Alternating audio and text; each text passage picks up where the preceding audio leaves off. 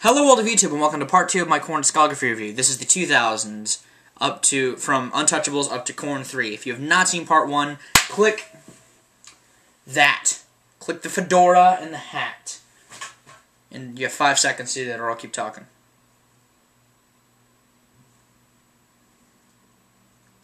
Okay, if you didn't click on that, welcome to part 2. This is, like I said, we'll cover from Untouchables to Korn 3. The EPs that they have released within this time frame, I don't have because you have to be a part of their fan base to get. So I'll merely be covering the LPs that were released in this time frame. There are 5 albums that they released in this time frame. So why don't we get started? Now the first LP they released in the 2000s was called Untouchables, and that was released back in 2002. And if you can hear the background music, you can tell the band has changed their sound quite a bit since Issues. They root their sound more from Issues than Follow the Leader or the first album. Now they do have the heavy stuff like Thoughtless, Bottled Up Inside, Beat It Up Right. The heavy songs are still there. However, they delve even more so into the experimentation with Hating and Hollow Life and stuff like that. And I don't hate their soft stuff. I mean, my favorite song is actually probably Hollow Life.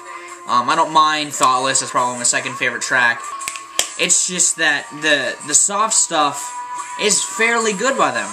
It's darker, it's more brooding, and it's just got that style to it that I can see Korn doing. It's not too straying from their sound, it just draws roots from different aspects of the career so far. The guitars are more focused on getting just the heaviness down, because there are a lot of sections, like in the opening of Hating, where they sound a little weird, they sound a little spacey. Jonathan sings a fair amount on this album. I think he really only does the growling in a few verses of songs, and primarily he sings. I do like his singing voice a lot. This actually has no guests on it, and I think that they're really just in this stage of their career where they want to just experiment, tweak their sound, and see new ventures. I recommend this album only if you like to hear the changes in a band, because this is kind of a mid part of their career. This is more of a very experimentative part of their career. So I only recommend it if you like experimentation. If not, I recommend the songs. If you like Korn's old sound, I recommend songs like Here to Stay, Thoughtless, stuff like that, because they have the balance, the heaviness that Korn is known for from '98 to now. But my favorite song, like I said, is probably either Hollow Life or Thoughtless. Those two songs are very solid. And the next album they released was called Taking a Look in the Mirror, which was released back in 2003. Now this album is interesting in the fact that they kind of regress back in sound-wise, which I like. This is also the last album to feature Brian Head Welsh on guitar, and it's fairly interesting to listen to. This has the 4th song from the demo that was not put on the first album, which was Alive, and more of the songs on here are just bouncier. I mean, they do still have the softer songs, and yeah, I like this return to form by this band. One song on here that a lot of people seem to love to hate is Y'all Want a Single. It's a fairly simple song for Korn to write, so I understand why people don't like it, but I like the song. I enjoy listening to it. It's got a good bounce to it. They also have rapper Nas on the song Play Me, which is my favorite song on the album, because I think Nas fits the style of the band fairly well, being a rapper. And, yeah, this album it's kind of surprising to follow up Untouchables with this. I feel that this would come better either in between Issues or Untouchables, or in between Follow the Leader and Issues, maybe. I mean, it's an interesting album, the fact that it kind of comes out of left field by them. It also has a hidden track of the live version of one that they did for the MTV Icons, which they did live. They did follow the... I have to talk about the concert for at least this instance. They did Chutes and Ladders from the first album, and then near the end they they broke into the Darkness bridge from Metallica's One, which was fucking amazing. But that's beside the point. That was just an awesome moment that happened. I recommend this album more than I did the last album. It is a very, very solid follow-up. Not their best follow-up, but a very, very solid album. My favorite track, like I said, is Play With Me, because Nas does a very good job on that song. And, yeah, it's just a really, really great album. My second favorite from the 2000s, so yeah.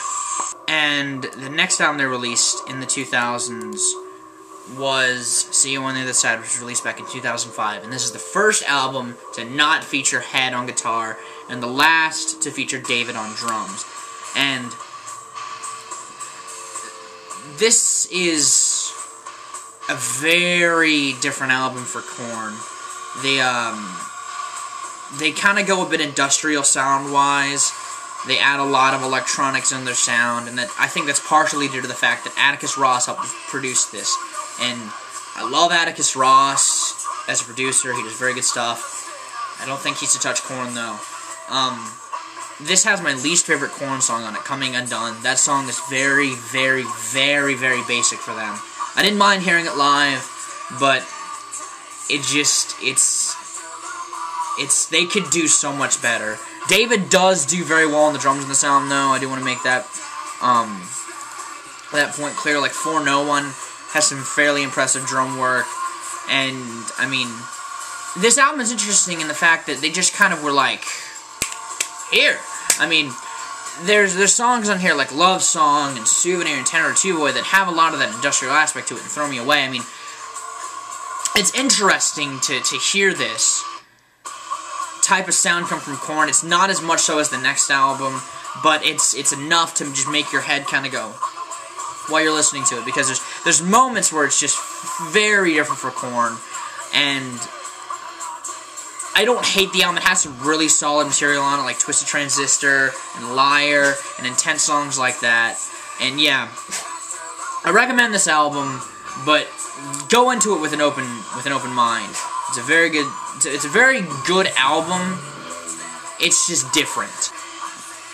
A lot of it is singing. They don't draw from Untouchables. They kind of just turn their career on its head, which I respect, because, like I said in Avenged Sevenfold, or like I said in Linkin Park, if you want to change, just flip it. So I don't hate this album. I commend them for making it. It's just kind of weird, because I hold Korn so dear to my heart musically. My favorite song is probably either Politics or Twisted Transistor. Twisted Transistor is a very good opening song. So yeah, one of those two is probably my favorite. Just go into it with an open mind. That's all I'm saying. And the only live album of theirs that I'm going to talk about was their Unplugged album, which came in between the Untitled album and See You on the Other Side. And I love the Unplugged series. I think that they do a lot of good things with that. And when I heard Korn was going to do one back then, around the time this came out, I was amazed. I saw the premiere and I loved it.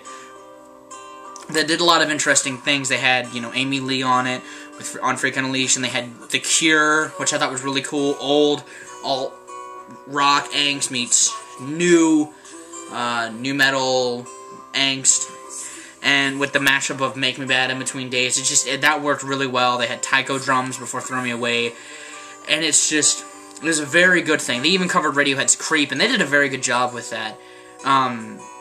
I think with a band like Korn, it was interesting, and I think that they could do it again with other bands that don't normally do acoustic stuff. I'd love to see that. I don't even think MTV Unplugged does anything anymore. I don't even think they do that anymore, but I think that they should, with a lot of other bands along the same lines of Korn. I mean, they had strings involved, people playing seesaws, they had a glass harmonica, there's just a lot of really interesting stuff on it. Even though it's censored, I hate censorship, but that I was okay with that. My favorite, I don't really have a lot to say about this, so It just pick it up. If you like experimentation, buy the stuff from the 2000s. A lot of experimental stuff.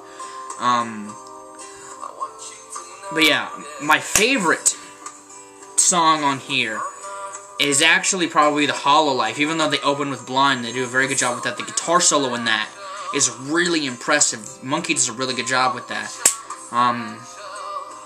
Actually, no, it's Blind. It's Blind. It's Blind. Screw what I said with Hollow Life. Hollow Life is a good one, but Blind's my favorite. The guitar solo in that. I forgot that was there until I was starting to talk about it. But yeah, Blind. Favorite. The Creep is a good cover, too. It's just very well done. And the next album they released was called Nothing. It was Untitled. It was released back in 2007. And this is the only Korn album to be recorded as a trio. They had some session drummers come in and record stuff. However, the band itself was just Jonathan, Fieldy, and Monkey. Now, this is my least favorite Korn album because to me it's a bit too different for them.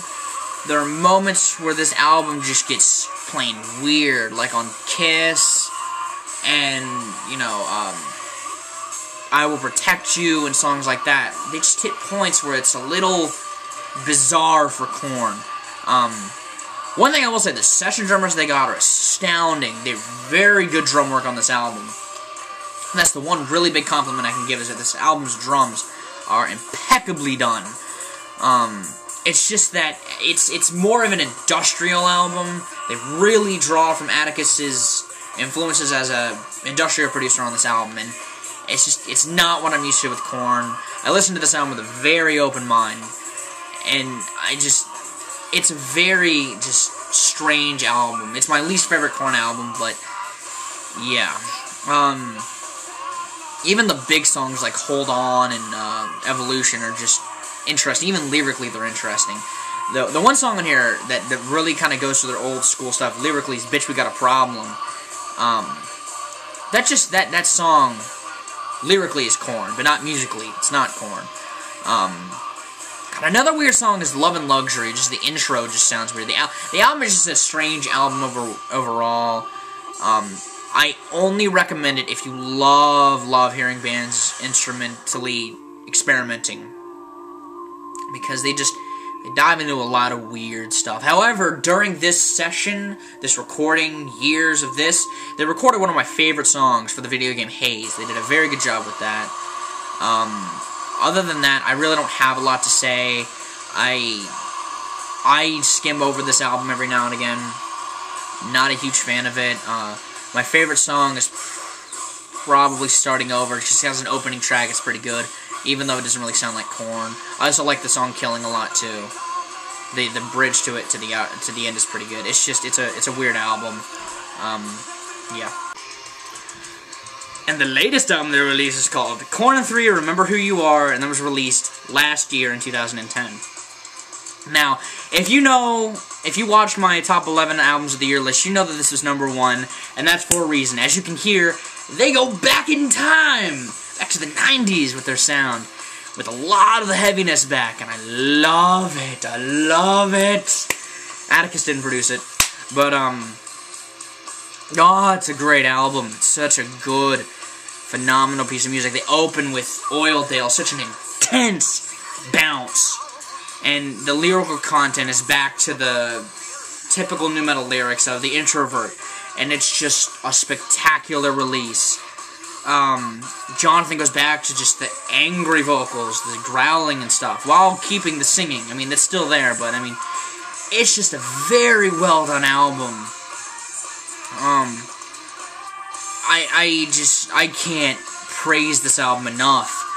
It's just got so many intense moments, like on Pop a Pill, Oildale, you know, Let the Guilt Go. You know, that has the moments. They don't really have the creepiness, which is, I didn't mind that as much. But they keep the heaviness and the darkness to their lyrics. And, like, the bridge of Are You Ready to Live, the spaciness is still there, but it's not like it was on the albums in the late 90s. It seems like it would fit well with the early stuff. The one complaint I have about this album, and it's really not just a complaint, it's me being a stickler for what I love, There's no bagpipes. I love bagpipes with Korn. This is also the first album to feature Ray Luzier as a permanent drum member, and his drums are fantastic. Very technical stuff. Love it. I'm expecting such great things. They're writing. They've already recorded some songs. That's awesome. I'm really stoked for this Korn. My favorite song on the album is Are You Ready to Live? And that was Korn. I hope you enjoyed this. You guys have good days, life situations, and I'll see you another day.